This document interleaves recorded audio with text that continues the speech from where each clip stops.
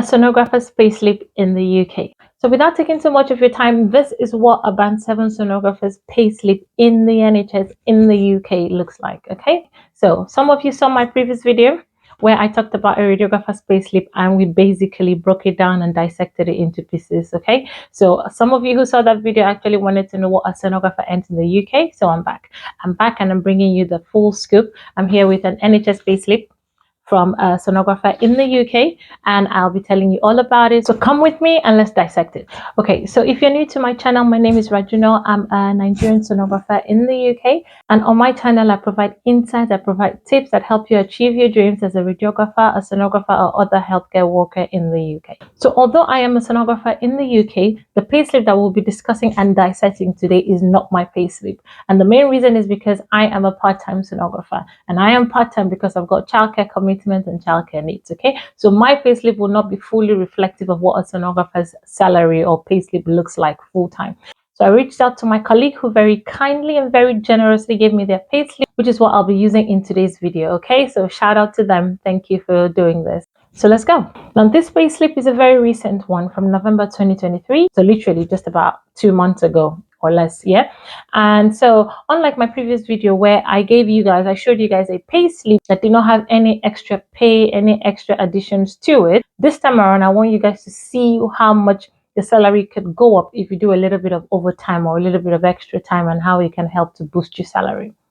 So we'll start from the top to break it down. This is the NHS payslip for a Band 7 sonographer at entry level who is working full-time. That is 7.5 hours a week. Now, I have removed all identifiers such as the assignment number, employee's name, location of the hospital, the tax office name, the national insurance number. Now, the annual salary for an entry-level Band 7 sonographer is £43,742. This is the annual income before any tax or other deductions have been made. The next box here is the INC date. This stands for the incremental date on your payslip, right? It is written as the day, the month, the year. Okay, I just took out the day and the month here for confidentiality purposes. So the incremental date is basically the anniversary of the date that you either started working in a new post or in a new grade. And if you have achieved the required number of years to progress to the next pay step, this is the precise date when you will get an automatic increase in your salary. Now, I explained a little bit more about this in my previous video, so if you haven't seen it, please check it out. Okay, all right. Now, the tax code here is 1257L, and this tells the tax collector that the first £12,570 of your annual salary must not be taxed because it is considered your personal allowance. This tax code is very common across most workers in the UK. So with an annual income of £43,742, what is really being taxed is £31,172 if you are not contributing to the NHS pension. But if you're contributing to your NHS pension, then this is deducted before any tax on your income is made. So moving on, this is the pay and allowances section. In the first line of the description, you have the basic pay. The next section is the total amount of hours you have worked in a month, which is 162.95 hours. And the next section is how many hours you've been paid for in that month, which is 162.95 hours. So in essence, my colleague was paid for all the hours worked that month. Now, the next section is the rate per hour. So a Band 7 sonographer makes £22.3704 per hour. Multiply this by 162.95 and you would have £3,645 in this next section. Yeah. Now, in the second line, you have the extra overtime sessions, right?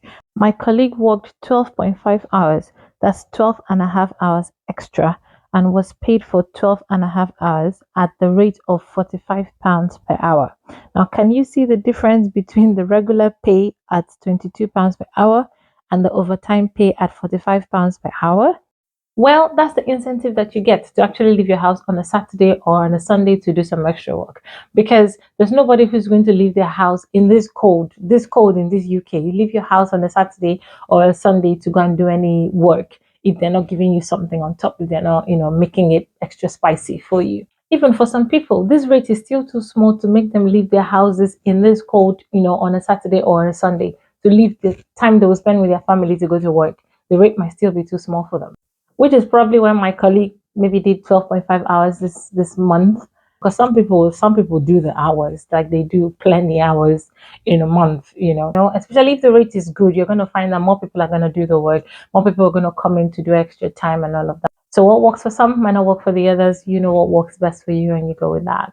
Anyway, for 12.5 hours at the rate of £45 per hour, the amount made is £562.5. Okay, so the total amount of money that my colleague made before any deductions were taken was 3645.17 plus 562.50 to give us a total of £4,207.6.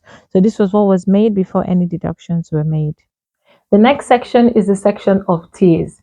It's the section that makes people cry real tears, especially people who are coming from overseas. Yeah, because your expectations are too high for your salary, so you come here thinking, oh my god, the salary is going to be so much, by the time I finish doing this work and that work, I'm going to have so much. And then you come and then you see your salary and then you look at this section that I'm about to show you and you just feel your heart squeezing. Before you know it, the tears start dropping. I mean, I've cried before after seeing my payslip. Yeah, some people cry. Some people who are tougher might not cry, but it still hurts. It still hurts, okay? Anyway, that's the deduction section. This is the deduction section. So out of the £4,207 that was made, and after personal allowance has been removed, a tax, also known as pay as you earn, of £635.67 was deducted.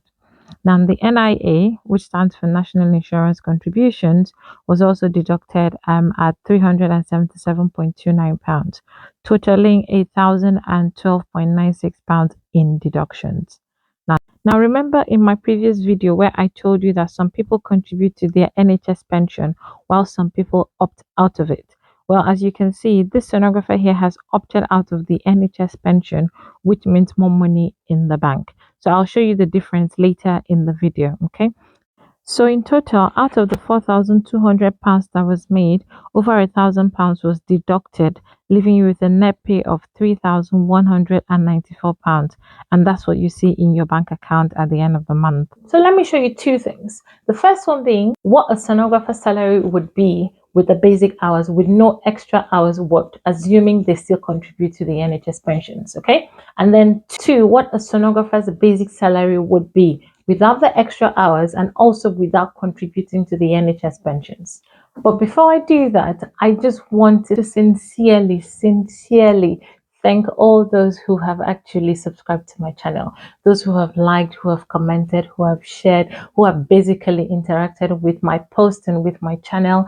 I want to say a sincere thank you to you and that it means a lot to me. I started this channel about 2 months ago, and since then, currently as I'm making this video, I've been up by about 250 subscribers, and about 4,000 views, which means that there are 250 people, whole people, who find my content valuable, who find what I'm saying actually valuable. And so I just want to say it means a lot to me and that I'm really grateful and I'm thankful to you.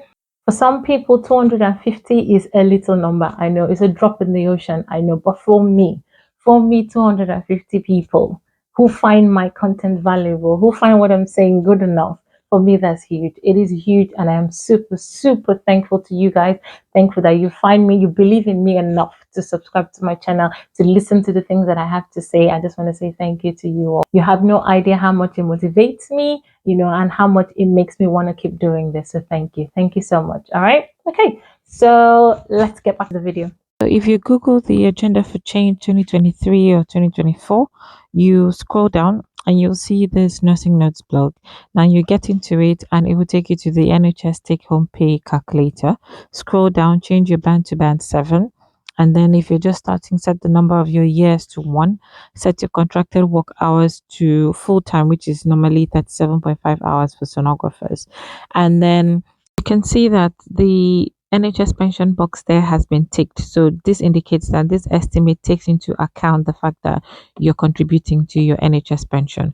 So now what it shows is that a current band 7 sonographer gets paid £22.37 per hour, like we saw in that payslip, and tax deduction of £448 with a national insurance contribution of £312 and NHS pension deduction of £357, leaving you with a take home pay of £2,528 a month. So, this is your take home pay without any extra hours worked and with you still contributing to the NHS pensions. This is what a sonographer earns.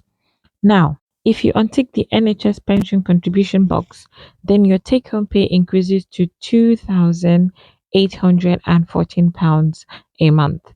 And this is your take home pay without any extra hours worked and with you opting out of the NHS pension scheme.